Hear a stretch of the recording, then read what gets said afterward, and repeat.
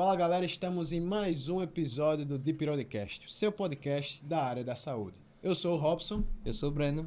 E hoje nós vamos falar sobre um tema extremamente importante, principalmente você que é médico, recém-formado ou não, para você que vai trabalhar no PS ou já trabalha, que é dor torácica na emergência. Um tema bastante interessante para a gente diferenciar, por exemplo, se o paciente chega com a síndrome coronariana aguda ou até mesmo uma epigastralgia bem de leve ali. E para isso nós chamamos um especialista da área, um gigante da medicina. Gigante mesmo. Professor Rodrigo Nicásio. Ele que é médico cardiologista pela Unifesp, regulador intervencionista do SAMU Alagoas, coordenador de rede de urgência e emergência de Alagoas e docente do curso de medicina do SESMAC. Seja muito bem-vindo, professor. É uma honra estar aqui. Que é isso. É muito gratificante depois de ser espectador, hoje estar aqui na bancada. Perfeito. Com dois expoentes do meio acadêmico do SESMAC. Que é isso. Que é isso, que exagero, professor. Bom, professor, o Breno vai introduzir um pouquinho o senhor e também, enfim, uma coisa que a gente achava interessante era o senhor contar como o senhor chegou em Maceió. Nossa. Se o senhor é de Maceió, se estava em outro local, veio para cá, como é que foi essa história? Minha jornada é longa, né? Eu estou formado pela UFAL desde o ano 2000, né? Então estou completando agora 24 anos de formado. Ano que vem minha turma faz bodas de prata. Olha aí. Né? E logo que eu me formei, Robson, eu fui embora com minha noiva, na época, foi para Brasília fazer residência em clínica médica e ela foi fazer residência em pediatria. Tomamos a decisão de ficar mais um ano em Brasília. Ela fez terapia intensiva infantil. Eu fiz programa de saúde da família no interior de Goiás. Fiquei um ano no PSF em Goiás. Porque o objetivo maior era, depois de ela concluir pediatria e terapia intensiva, a gente ir para São Paulo. Ela fez nefropediatria na Unifesp e eu fui fazer cardiologia na Unifesp. Legal. O plano era voltar para Brasília. Mas nós somos muito bem absorvidos por São Paulo, pelo mercado de trabalho. Né? Logo eu entrei no SAMU de São Paulo como médico concursado. Comecei a trabalhar numa empresa privada de transporte e atendimento pré-hospitalar e aeromédico em São Paulo, uma empresa gigante. Né? Nessa empresa eu fiquei 9 anos, cheguei até a ser diretor médico, fui o primeiro diretor médico da empresa. Tive 2 filhas em São Paulo, Ana Beatriz e Ana Laura. Só que aí a gente resolveu sair um pouquinho da zona de conforto. Sempre bom, né? Sempre bom. Né? Fomos para o interior do Paraná, em Cascavel, onde meu irmão mora até hoje, o Marcelo, casado com Luciana. Fomos muito bem recebidos em Cascavel. Né? Fui ser docente, fui trabalhar no SAMU regional, né? Fui dar aula, fui ter paciente, fui atender cardiologia no SUS.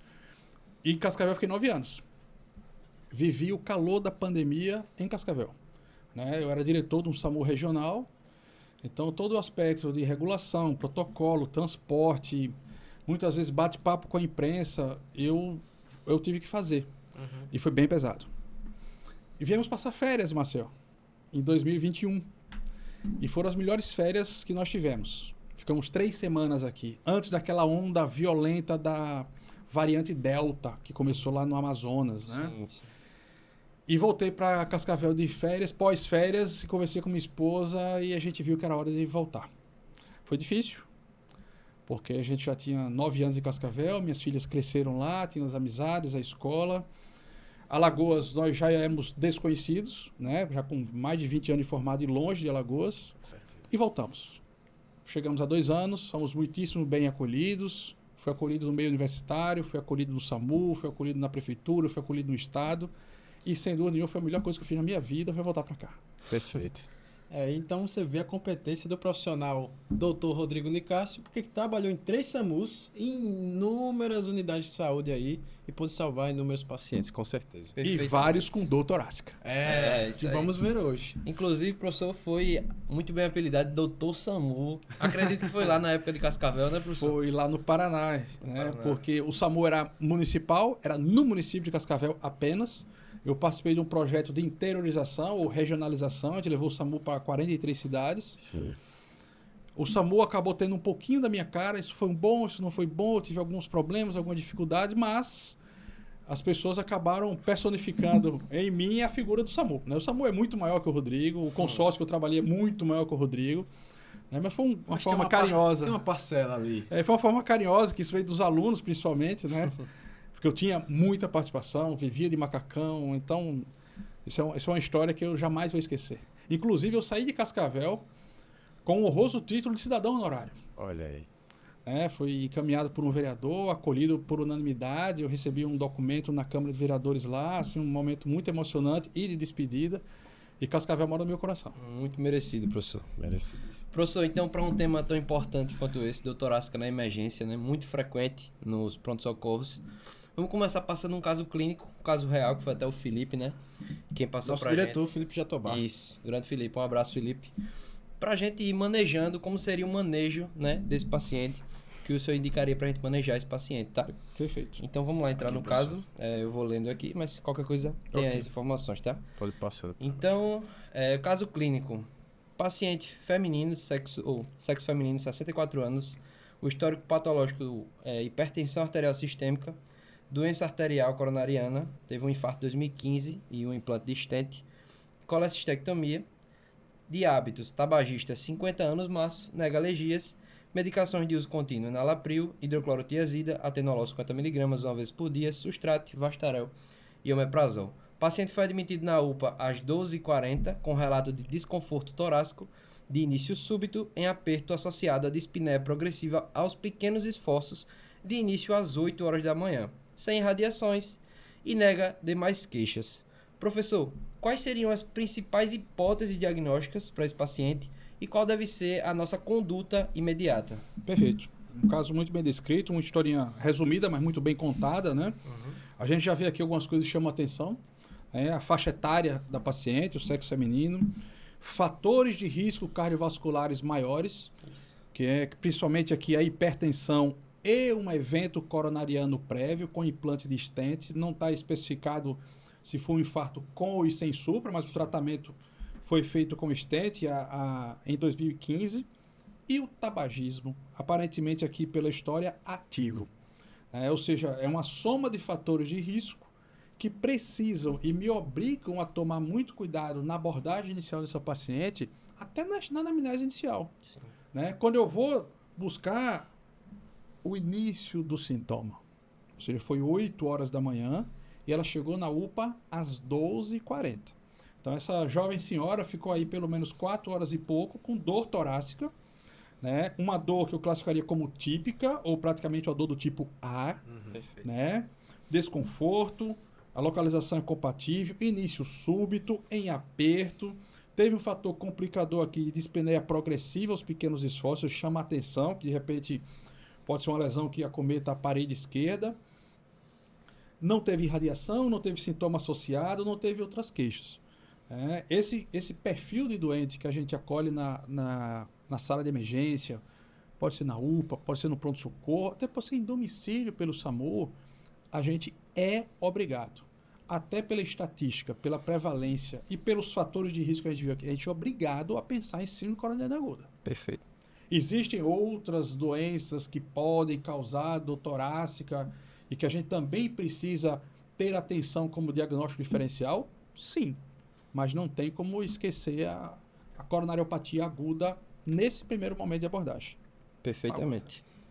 Show. Então, seguindo o caso aqui, né, foi feito o exame físico do paciente, a ectoscopia mau estado geral, lúcido orientado tempo e espaço, hipocorada, nictérica, a cianótica, a febril, a taquidispneica, né, e sinais vitais, pressão arterial 80/55, né, frequência cardíaca 46, frequência respiratória 42, saturação de oxigênio 87 em ar ambiente, temperatura corporal 36,5 e a glicemia de 303. A ausculta cardiovascular normal ou a ausculta respiratória, somente o ruído, aliás, o diminuído, né, em base em ambos os hemitórax, sem ruídos adventícios, e as extremidades perfundidas e aquecidas, tempo de enchimento capilar menor que 5 segundos, sem edema, sem turgência jugular e refluxo hepatojugular ausente.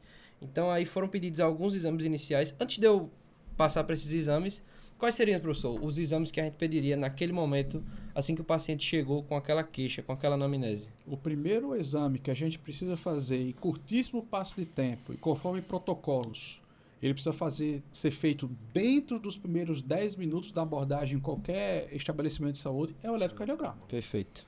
Ele já vai, digamos assim, como eu costumo às vezes falar na aula, já vai colocar o paciente numa caixinha A ou numa caixinha B para você definir que rumo você vai dar na condução daquele caso.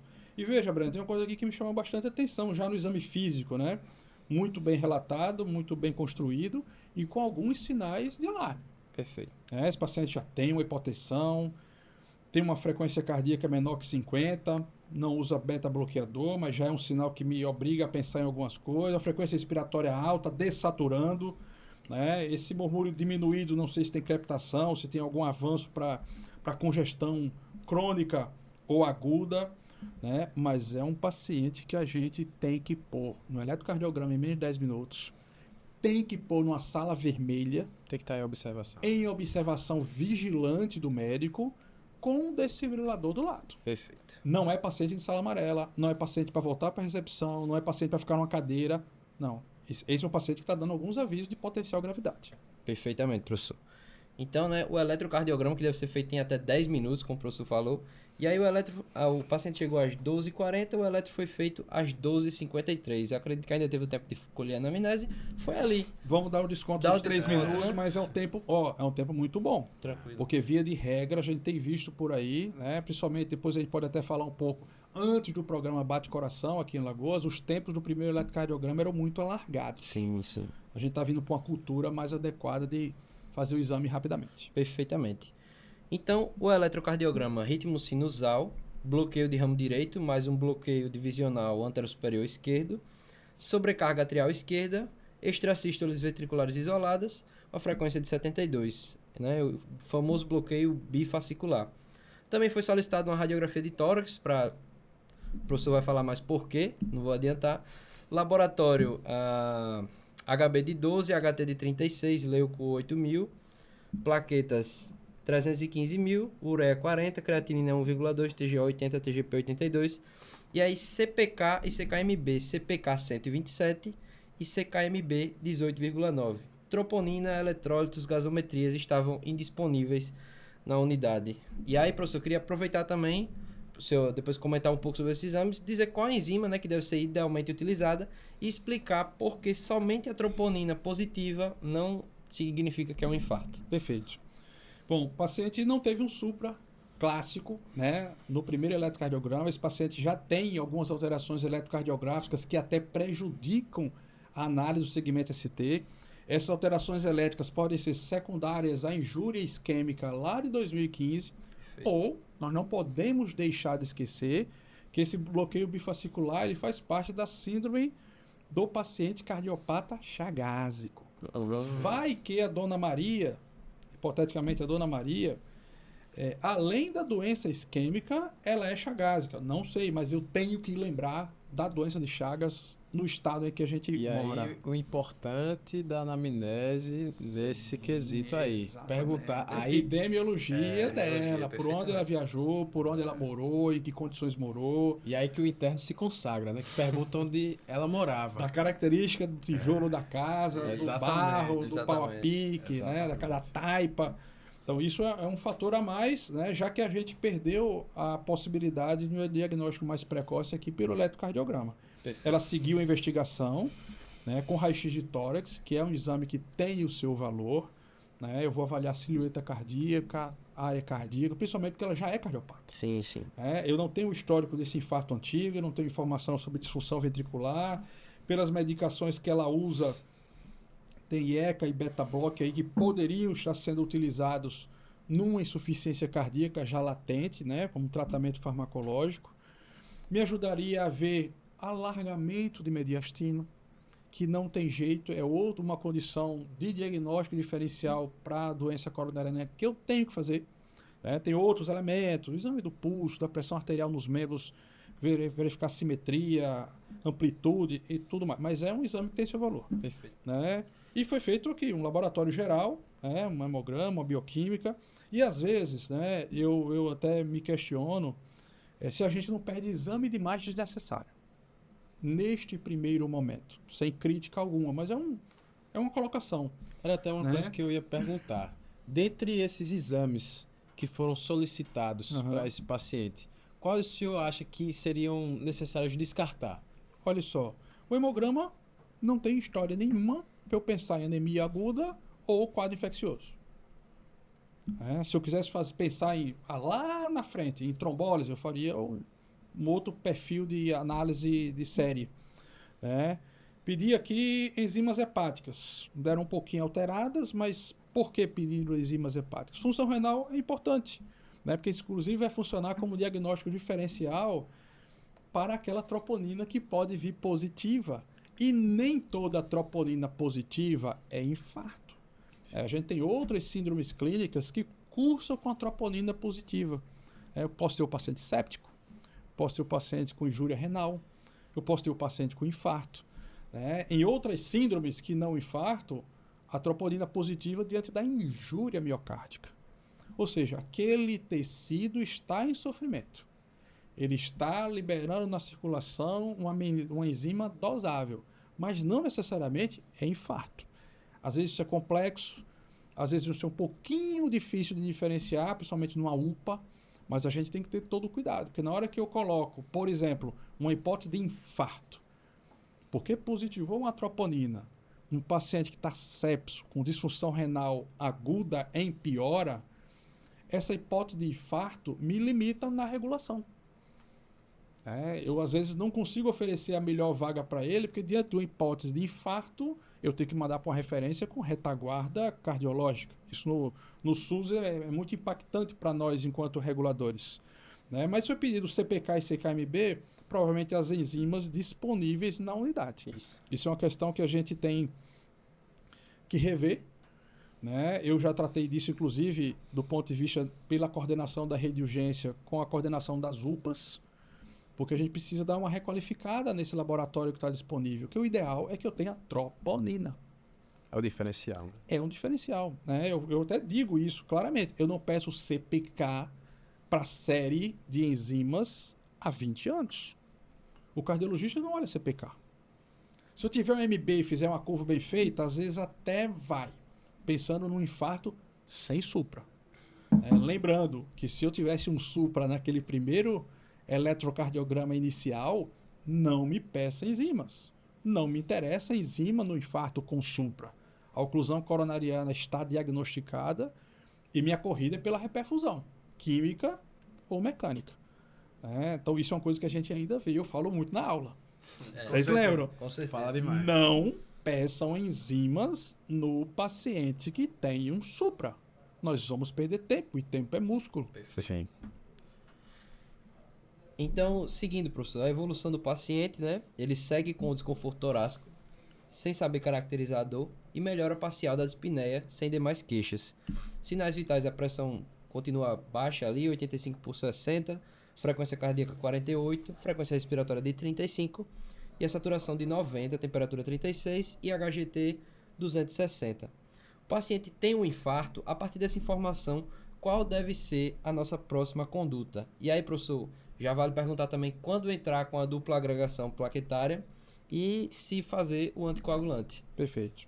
Olha só, esse paciente permaneceu com choque aqui, Lembrando que ele já tinha indicação de oxigênio terapia lá na abordagem, ele tinha uma saturação menor que 90. Imagino que tinha oferecido, melhorou a frequência, melhorou a saturação, persistiu com a dor torácica. E aí a gente precisa, diante da queixa fortemente suspeita, dor tipo A, a história clínica pregressa positiva, a gente precisa fazer o diagnóstico dele. Perfeito. Separar a síndrome coronariana em angina, síndrome sem supra, síndrome com supra. Lembrando que a urgência maior é o paciente com supra e que a gente precisa entrar precocemente com a dupla antiagregação. A aspirina, 200 a 300 miligramas mastigável. No SAMU, quando disponível, a gente orienta até a mastigação por telefone, mas que ela deve ser feita precocemente. Essa medida é extremamente simples e barata, ela reduz mortalidade assim, em percentuais extremamente significativos e vão reduzir, consequentemente, o custo assistencial na sequência. A associação com um segundo antiagregante também tem sua indicação. A gente usa rotineiramente o clopidogrel, pensando em possibilidade de abertura precoce de vaso, no mínimo 300 miligramas. Sim. Né? As 600 miligramas, se a gente tem menos de 75 anos, aquelas outras 300 miligramas complementares, a gente pode fazer até na sala de hemodinâmica. Ou quando for solicitado lá no tratamento especializado. Não precisa fazer além de 300, pelo amor de Deus, na unidade. E lembrar que se o paciente tem mais de 75 anos, a dose de ataque é igual à de manutenção, que são apenas 75 miligramas. Né? A anticoagulação é outro ponto extremamente importante. Né? A gente gostaria de ter acesso a uma heparina de baixo peso, né? A gente já passou a ter ela na rede. Ela tem a sua importância, mas a gente deve fazê-la no ato de abertura do vaso. Então, se eu estou iniciando um protocolo de trombólise, quando eu vou fazer o trombolítico, eu faço a anticoagulação. Né? Se eu for encaminhar esse paciente para a angioplastia primária em tempo hábil, né, para abrir o vaso pela via mecânica, com o catéter balão e o posicionamento de um stent na luz do vaso ocluído, esta anticoagulação pode ser feita lá na frente. Inclusive, é um fator levemente complicador para o hemodinamicista se ele já recebe o paciente heparinizado. Perfeito. É melhor fazer no ato da angioplastia, se for para a angioplastia primária o tratamento definitivo. Mais seguro, né? Pode Mas aumentar o sangramento no cateterismo, né? Pode aumentar o sangramento, muitas vezes você pode ter um sangramento inicial já na punção de um paciente heparinizado, complicar localmente, ter trocado de acesso, enfim. E se o paciente já estava em choque, pode piorar ainda mais. Né? Pode. Além do choque cardiogênico, que é uma hipótese que a gente tem que pensar para esse paciente, a evolução dele, você pode dar um empurrãozinho para uma abertura de um quadro de um choque hemorrágico se esse sangramento for maior. Perfeito. Seguindo então com o caso, professor, depois do eletro ser seriado algumas vezes, às 2h05, né, o eletro apresentou ritmo sinusal, continua com aquela alteração, né, do BRD mais o PDA-SE, e sobrecarga atrial esquerda, mas aí o paciente apresentou elevação do segmento ST na parede anterior e lateral alta, compatível com infarto, e a frequência de 97.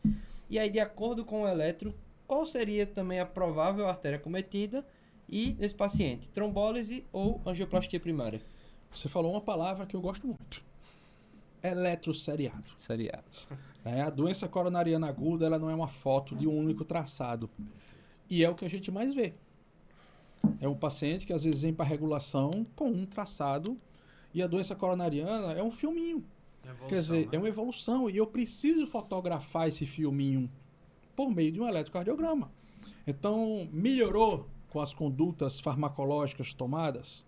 Novo eletro. Piorou, mesmo com as medidas farmacológicas tomadas?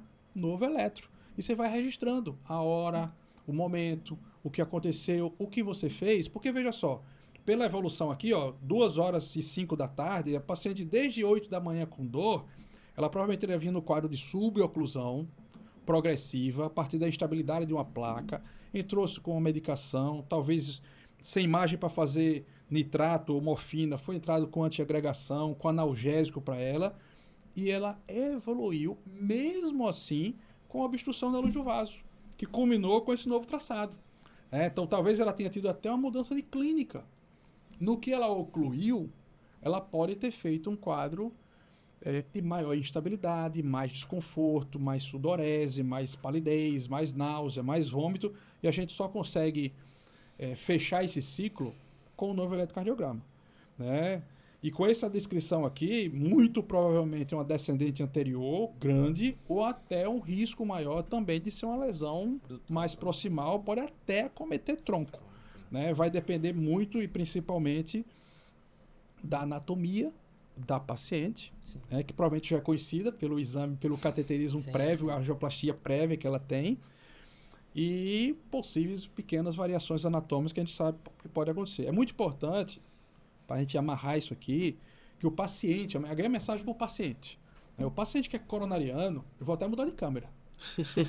É importante para o paciente que é coronariano, ele possua hoje no seu celular, impresso, junto à sua família, o laudo do seu eletrocardiograma, uma imagem do seu eletrocardiograma, o laudo do cateterismo, o laudo da angioplastia, porque isso conta a história da doença desse paciente. Isso facilita o raciocínio até do ponto de vista hemodinâmico circulatório das manifestações clínicas. Você vê, em 2015, beleza, ela teve um infarto. Ela implantou um stent. Em que condição? Com quanto tempo? Que vaso foi tratado? Será que lá atrás ela era uniarterial? Ela já era multiarterial? Isso eu só vou saber olhando a descrição. E essa paciente tem um dado que é muito valioso, ela tem um CAT prévio. Perfeito. É? E isso aí vai virar corte, hein? Com certeza. Vai virar Ah, é? Virada pra câmera. E tem aí. outra pergunta que você fez que eu não respondi ainda, que é angioplastia O trombólise. ou trombólise. Pronto, aqui é um ponto-chave. E o ponto-chave é onde aqui em Alagoas o programa Bate Coração está nos ajudando a revolucionar o atendimento da dor torácica e do infarto com supra na sala de emergência. Né? Já que a gente tem que fazer o esforço, Breno e Robson e demais telespectadores, para abrir o vaso. Os estudos mostram que o método mais adequado, mais seguro, mais eficiente, o padrão ouro, como resultado de longo prazo para o paciente, é a angioplastia primária. Só que a angioplastia primária a gente trabalha com uma janela terapêutica que é curtíssima. Né? A gente tem aí 120 minutos. Alguns estudos europeus estão tentando trazer essa meta para 90 minutos.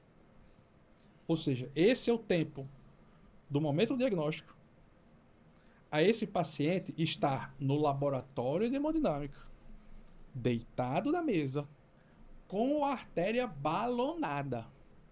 Então eu tenho que pensar no primeiro traçado, no diagnóstico, na regulação, no transporte, na admissão no centro de referência, nos processos de trabalho internos e logísticos de todos esses atores do processo para cumprir esse tempo. Se eu achar que eu não vou cumprir, eu tenho a opção farmacológica, que hoje está mais difundida, está mais segura, está mais ampla, que é por meio de trombólise.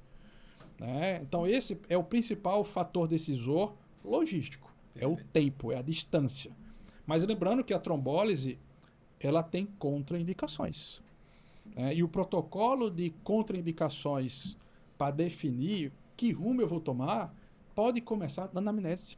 Sim. A gente tem que ter um tino do que usa, o que tem, o que não teve. Sim, sim. Tem contraindicações na cabeça, tem contraindicações no tórax, tem um protocolo, um algoritmozinho que é simples de ser utilizado. Né? O programa Bate Coração ajuda a excluir essas contraindicações para que a melhor terapia seja oportunizada ao paciente. É química? Vamos fazer. E fazer em qualquer lugar. A gente pode fazer no hospital de pequeno porte, a gente pode fazer numa UPA, a gente pode fazer dentro de uma ambulância. Eu já fiz uma vez uma trombólise dentro de uma ambulância de uma prefeitura muito pequena, em que eu cheguei com um aeromédico, pousei a aeronave, desembarquei, rodei um novo traçado dentro da ambulância, conversei com o paciente, com a família e trombolizei ele dentro de uma ambulância, que era aqueles carrinhos, parece uma Doblô, uma Fiorino, carro bem pequenininho. Monitor do lado, material de reanimação acessível, helicóptero parado, família ok, paciente ok, e abri o vaso. Porque era o tempo. Eu não ia chegar com este paciente na referência em tempo adequado para angioplastia. E hoje os protocolos, os algoritmos, as rotinas, os treinamentos, eles dão muita segurança para que a gente faça a trombólise, se ela for indicada, ou que a gente tome a decisão de transportar o paciente para o hospital de referência e oportunizar ele a angioplastia. E muito interessante esse caso, porque é clínica médica pura, né?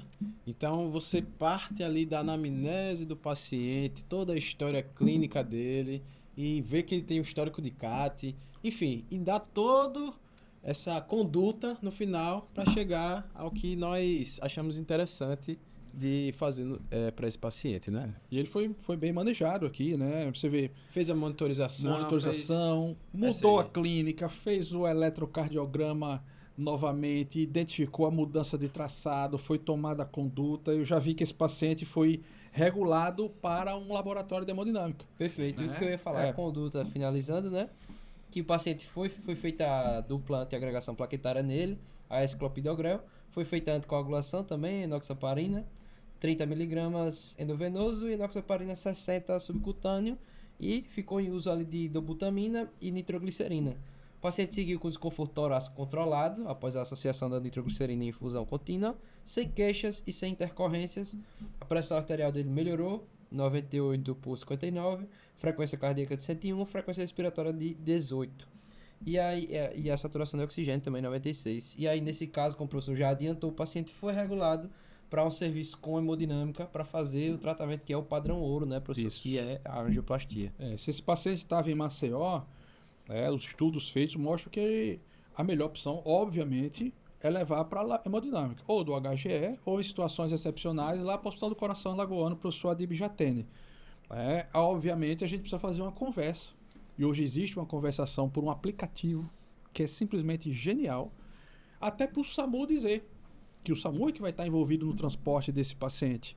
Se o SAMU consegue chegar rápido, em quanto tempo chega, em quanto tempo aborda, em quanto tempo desloca, para ver se não vai comprometer o tempo final lá, alvo de 120 minutos com o paciente balonado, né, com a coronária balonada. Então é um exemplo aqui, bastante bacana esse caso.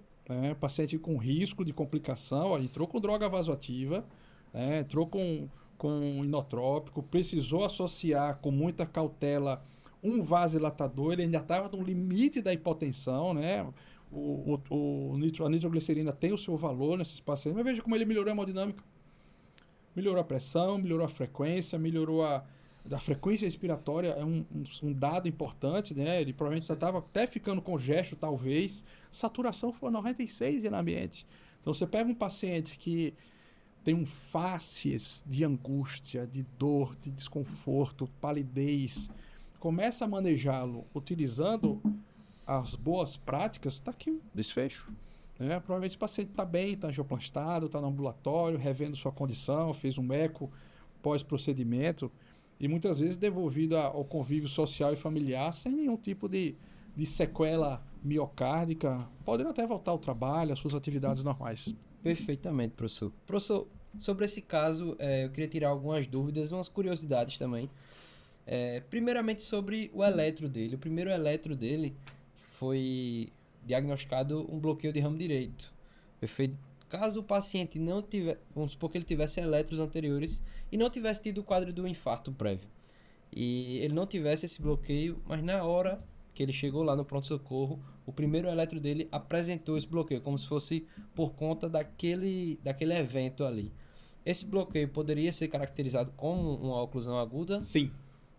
Essa é uma pergunta muito boa, Breno. Os bloqueios elétricos do coração, eles podem sim significar indiretamente, por outros mecanismos vetoriais do coração, uma obstrução coronariana aguda. O bloqueio novo, que a gente às vezes mais tem dificuldade de fazer o diagnóstico, ele é muito frequente no nosso meio, é o bloqueio de ramo esquerdo. Por isso que é importante a gente ter um traçado. Você tem uma fotografia elétrica do seu coração prévia, que você chega na unidade, roda um eletro, faz um diagnóstico de bloqueio de ramo esquerdo. O bloqueio de ramo esquerdo, por si, ele já altera o padrão do segmento ST. Isso prejudica o diagnóstico. Mas se ele é novo, você deve tratá-lo como se suprado fosse. A mesma tendência já existe em relação ao bloqueio do ramo direito. Que a gente deixava de lado. Não, é só o esquerdo. Não, o direito também tem. Agora, você precisa ter a segurança de que ele é novo.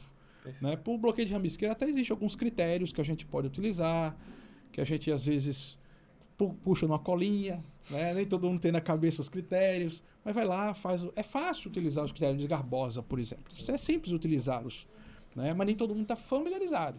E aí vem aquele suprão, mas aquele suprão pode ser decorrente do bloqueio de ramo esquerdo. E a gente discute o caso com o cardiologista assistente, em alguma plataforma, toma a decisão, toma a conduta. E muitas vezes, quando a gente tem evidência que é novo, já procura priorizar o caso para angioplastia. Perfeitamente, professor. Mais uma dúvida que eu tenho é em relação à trombólise. Eu queria entender um pouco como é que está a trombólise atualmente no estado, que é onde o senhor trabalha, onde o senhor atua. Porque às vezes acontece de muitos locais, muitas unidades não ter a disponibilidade daquela medicação, daquele tratamento. E eu queria entender como é que está no momento, O programa Bate Coração, ele começou numa discussão interna na Secretaria Estadual de Saúde e foi definido estrategicamente que o Hospital do Coração Alagoano iria com sua equipe técnica, com seus cardiologistas, com sua estrutura física, com suas hemodinâmicas, suas UTIs e tudo mais, encabeçar o projeto que ganhou o nome de Bate-Coração. Perfeito. Ele foi pensado pelo Dr. José Vanderlei Neto. Grande professor, grande amigo, foi meu professor, amigo pessoal. Estive com ele essa semana, junto com o diretor-geral do Hospital do Coração, o Otônio Veríssimo, o Dr. Carlos Humberto, que é um dos coordenadores, o Dr. Pedro Albuquerque Filho, enfim, uma equipe, doutora Valma. Fantástico. São grandes cardiologistas. Meu Deus, me arrepio só quando eu falo esses nomes, porque são grandes colegas, são grandes referências, e junto com o apoio do governo foi desenhado o Bate-Coração. Eu tive uma proximidade muito grande com o projeto, primeiro por ser do SAMU, segundo por estar coordenando a rede de urgência. E essa linha de cuidado de atenção ao infarto é uma das diretrizes de cuidado que vem de Brasília, que vem do Ministério, inclusive com apoio financeiro. Então foi montada uma logística, uma estratégia, um estudo, identificados que pontos da rede poderiam ser centros de trombólise. Porque não dá, Breno, no modelo que a gente tem em algumas cidades menores, sem uma infraestrutura, às vezes sem uma internet na unidade, sem uma sala vermelha. Sim. Você coloca o trombolítico. O trombolítico tem os seus riscos controlados, mas eles sempre existem. Então, as UPAs foram mapeadas, os hospitais regionais foram mapeados, foram divididos em etapas. Então, a gente está na etapa fase 1, que começou agora, salvo engano, no comecinho do mês de março, em que existe um apoio de uma plataforma, de uma empresa privada, que é conhecida no nosso meio como Join, que é a mesmo Join do programa AVC das Sinais. Sim. Então, corre o AVC das Sinais com o Join em alguns grupos e algumas ferramentas de comunicação com a equipe da Neuro, e foram criados outros grupos em paralelo para a equipe da Cardio e do Infarto. Então, por exemplo, o SAMU tem um grupo lá, SAMU AVC. Tem um grupo SAMU IAM. Então, foram disponibilizados aparelhos de eletrocardiograma de última geração nas unidades, com um leito específico bate-coração, para rodar esse primeiro eletro. E esse primeiro eletro é imediatamente transmitido para uma central que lauda o exame muito rapidamente. Quando vem esse laudo já como supra, olha que genial. O próprio sistema, a própria inteligência da plataforma já dispara o eletro para a unidade, para os reguladores cardiologistas do Hospital do Coração, pro SAMU e pro HGE. Então imagine o desenho, que no mesmo instante toda a rede enxerga que, por exemplo, na unidade de Penedo tem um supra.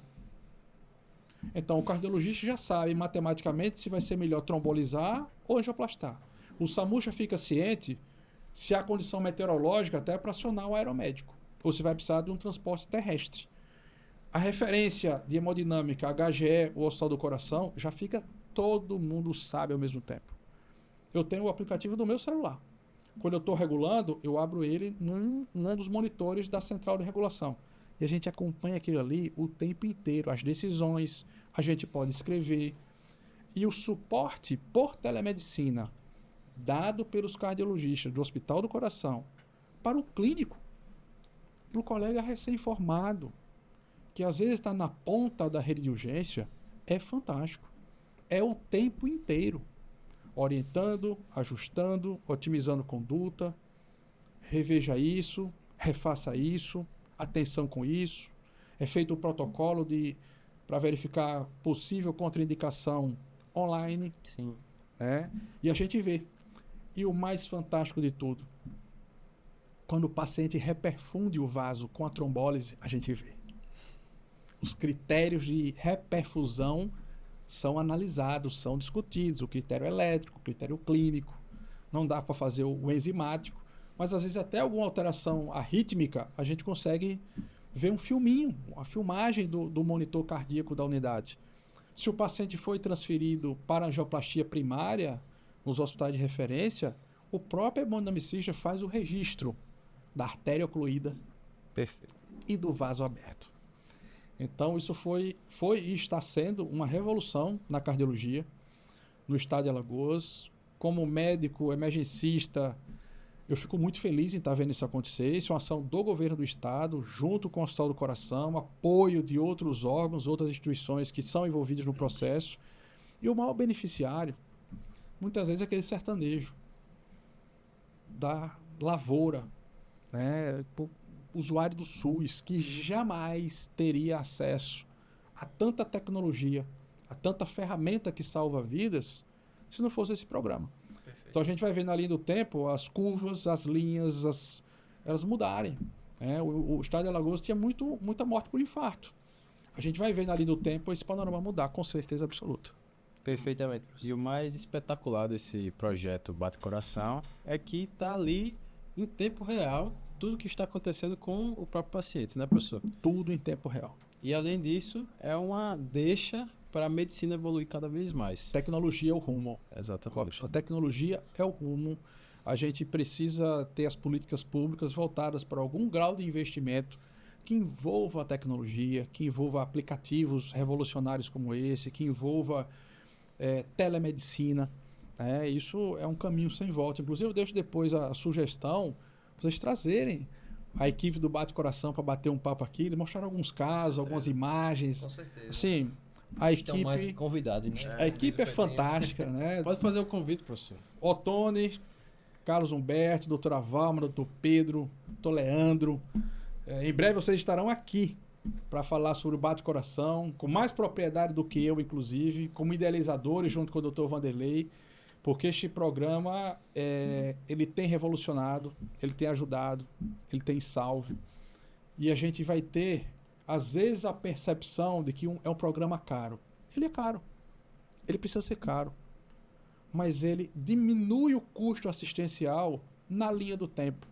E por isso que ele se justifica enquanto política pública. Vamos gastar um pouquinho mais agora, mas devolver um cidadão para a roça, Não tem preço. sem sequela, com coração saudável, com fração de ejeção preservada, sem déficit nenhum, não tem preço. Perfeitamente. Professor, inclusive eu vi que esse programa começou ali mais ou menos do final do ano passado para o começo desse ano, né? E de lá para cá, o senhor viu que já tem realmente surtido grandes efeitos. Todos os dias. Perfeito. Todos os dias. Como eu falei, eu tenho ele funcionando no meu celular. Então, de vez em quando, eu estou em casa, ou estou no plantão, ou estou com alguma disponibilidade. Quando eu estou no plantão, é aberto o tempo inteiro. Sim. Né? E vou olhar os casos que estão em andamento ou os casos encerrados. E a gente vê ali, de fato, o sistema de urgência funcionando como linha de cuidado. O infarto é a doença que mais mata. São 300 mil mortes ano. São quase 800 dia.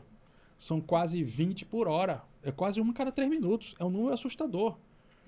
E esses programas que existem em Alagoas, existem no Paraná, existem no Rio Grande do Norte, existem no Piauí, vai ser implantado na Paraíba e está crescendo tanto no Brasil inteiro, eles são, sim, eles mudam o panorama epidemiológico de uma região ou de uma cidade e vai mudar também no estado de Alagoas. Tenho certeza absoluta. Já está mudando, né? A gente está vendo a evolução e as coisas acontecerem. Perfeitamente. Que bate-papo sensacional. Falando sobre caso clínico, projeto Bate Coração, fechando com chave de ouro. Professor, eu queria que o senhor agora passasse uma dica para os acadêmicos de medicina que estão aí ou finalizando ou entrando no curso agora, para que eles diferenciem o que eu falei no início do programa. Como eles conseguiriam diferenciar uma dor torácica de origem cardiovascular para uma dor torácica, por exemplo, de origem gastroenterológica? Pronto. Excelente. Excelente, Robson. Isso é um desafio. Eu sempre costumo dizer até nas aulas que qualquer dor acima de cicatriz umbilical, a gente precisa ter uma atenção, a gente precisa ter um cuidado, a gente precisa pensar que ela possa ser advinda de um evento coronariano. Então, buscar elementos que caracterizem a dor como tipo A. Localização, o tipo, a característica, a irradiação, fatores atenuantes, fatores agravantes, isso fortalece o diagnóstico da doença coronariana.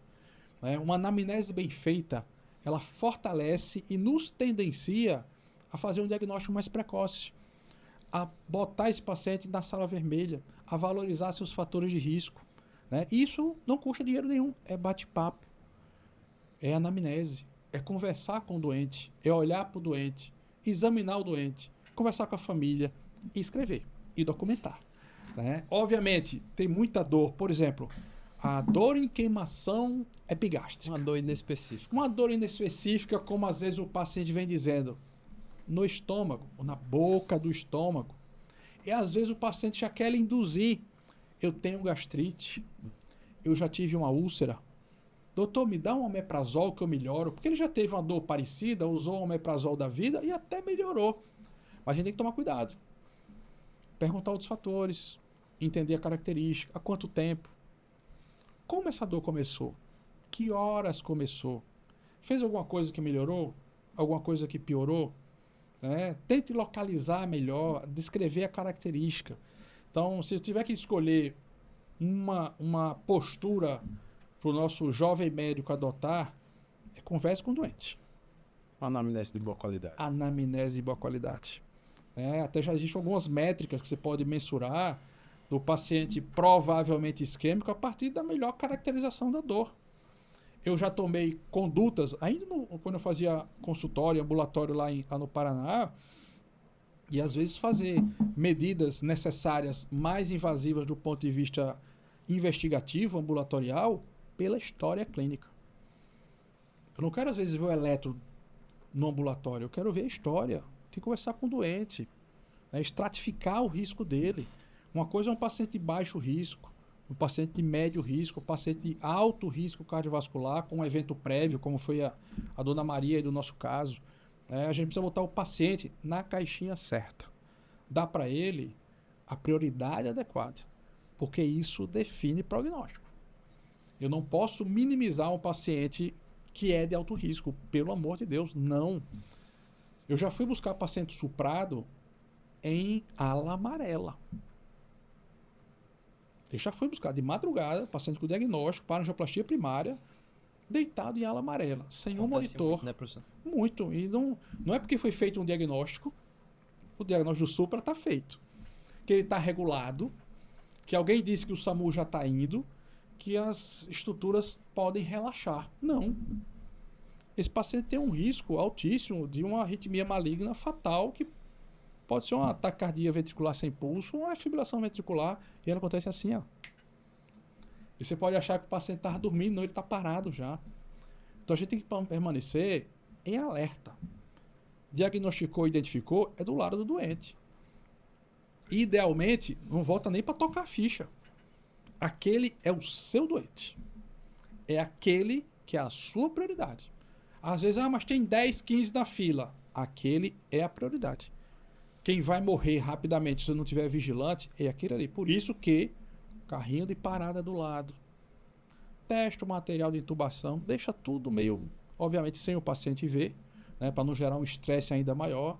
Mas muitas vezes a equipe se comunica bem por código, por visual, por olho, né? Vai lá, organiza, conversa e tal. Deixa as coisas mais ou menos preparadas, porque eu já tive evento de paciente que está falando comigo e fibrilar. Literalmente na minha frente. Tava pronto. O desfibrilador tava pronto. Desfibrilei, ele voltou falando, né? Eu sempre conto essa história na sala de aula. É um susto quando o paciente para na sua frente, você trata o ritmo e ele volta literalmente falando e pergunta o que aconteceu. Eu tenho que dizer que não foi nada não. Tá tudo bem. Tudo certo. Né?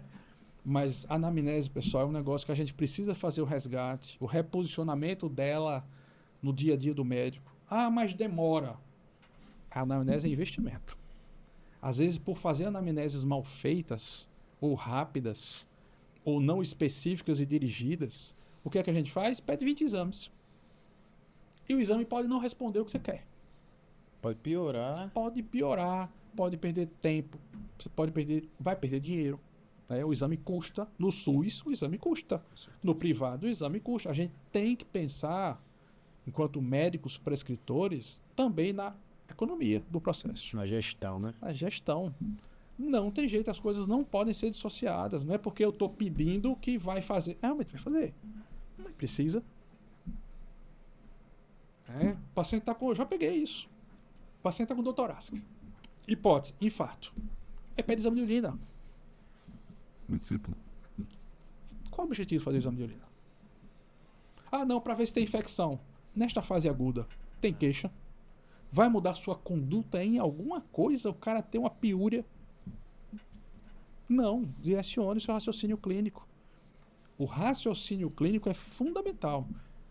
Anamnese, bem feita, estruturada, um exame físico consistente com o que você apurou e o exame laboratorial necessário para dar prosseguimento à sua investigação, pensando no que é mais rápido, no que é mais prático e também no que é viável, no que é econômico. Não tem jeito, tem que pensar. Perfeito. Inclusive, o professor falou de parada, isso aí já é um convite, né, Robson, para um próximo episódio, para a gente entrar nesse assunto aí, falar um episódio somente sobre parada cardiorrespiratória, professor. Seria... Perfeito. Que é outro tema primordial, né? Isso, a gente até pensou nesse tema. Fundamental. O atendimento à PCR é crítico em qualquer cenário, no pré, no intra, na UTI, no PS, na UPA, no SAMU, na rua. E é uma oportunidade também de esclarecer as pessoas, conversar com os colegas, os alunos, os médicos, de como atender, o que fazer e até mesmo o que não fazer. Excelente, professor. Bom, queria agradecer. Acabou? Acabou. Já? Foi tão rápido assim. O Pessoal, pessoal passou acho que voando, né? o pessoal nem sentiu, né? É. Foi tão rápido assim. Tanta coisa que a gente poderia falar ainda, né? Vai ter exatamente. que vir pelo menos uns 4 episódios aí, professor, pra gente gravar. Achei que a gente fosse ficar umas 4 horas, 5 horas batendo papo, mas foi muito bom. Professor, muito obrigado pela presença. Desde o 8º período, né, que o professor insiste nessa tecla aí de ter uma anamnese de qualidade, em que na prova foi cobrado a prescrição completa ali do paciente com síndrome coronariana aguda. Então, é uma vertente muito importante para um médico saber ali para tomar a frente no PS e saber manejar esse paciente com dor torácica na emergência. Inclusive, eu queria agradecer ao professor, né, pela sempre disponibilidade para os acadêmicos. Eu conheci o professor ano retrasado, eu convidei ele para dar uma aula no curso introdutório. E ele tinha acabado de chegar em Maceió, como ele disse, ele ainda não tinha formado sua história, que hoje já é super conhecido, né? E eu não conhecia, eu só sabia que ele era cardiologista. Aí eu precisava de alguém para dar aula de hipertensão e me indicaram ele. E eu falei, professor, se eu posso dar aula de hipertensão? Ele, rapaz, tem não sei quantos anos que eu não dou uma aula de hipertensão, mas eu vou fazer aqui. Eu não sabia que ele trabalhava mais na área de emergência. E ele fez uma aula do zero de hipertensão, super atualizada. Inclusive os professores estavam lá, elogiaram muito sua aula, professor. A doutora Cris, eu estava com ela essa semana, e o doutor Vanderlei falaram muito da sua aula. Então, queria agradecer a disponibilidade dos acadêmicos. Se algum estudante aí precisar do professor para alguma coisa, eu sei que se ele estiver disponível, ele vai estar lá. Sempre. Muito sempre. obrigado, professor. Muito obrigado mais uma vez pelo convite, pela oportunidade. A gente quase se encontrou aqui no ano passado, não deu. Sim, Verdade. Né? Mas essa semana o Breno fez contato. Não, vamos lá, vamos conversar. Porque eu acho que além do tema ser extremamente relevante e importante, ele vai fazer parte do dia a dia do jovem médico na sala de urgência. com certeza. Invariavelmente, o jovem recém-formado, ele vai ser um emergencista de porta. O mercado de trabalho vai atraí-lo, né, com convite. Às vezes ele está na semana da colação de grau. Né? Não tem um CRM, não tem um número, não tem um carimbo, não é médico ainda, mas já há um convite, né, de uma empresa, de um município, de um hospital, para que ele trabalhe ali. E a porta, pessoal, ela é um local extremamente complexo, né, que você tem que estar preparado com decisões rápidas, decisões assertivas, e que elas podem fazer muito a diferença entre vida e morte. Né? E quando a gente fala em morte, a gente lembra da cardiologia, lembra da doença coronariana, lembra do aneurisma de aorta, lembra da parada cardíaca. São temas que a gente sempre está vendo isso na graduação e que é sempre bom falar sobre. A gente tem que ter sempre isso em pauta, sempre relembrando, sempre conversando, para que quando vocês estiverem lá, vocês lembrem de alguns conselhos deste jovem amigo, jovem professor e sejam sempre assertivos com seus pacientes. Perfeitamente, professor. Perfeitamente. Agradecer também o nosso parceiro, o Medicoff, que vai estar passando em breve aqui o nosso cupom. Passou durante o episódio todo, né? Que é o cupom DIP. Além disso, agradecer a nossa produção, hoje com a Laís aí ajudando a gente, e a produção da Destravo, que fornece esse espaço. Estúdio, né? Fantástico, então, de Maravilhoso, parabéns, espaço. espetacular. a estrutura. Excelente esse espaço. né? Excelente, excelente, muito bom. Enfim, na dúvida, Dipirona. Dipirona e casa.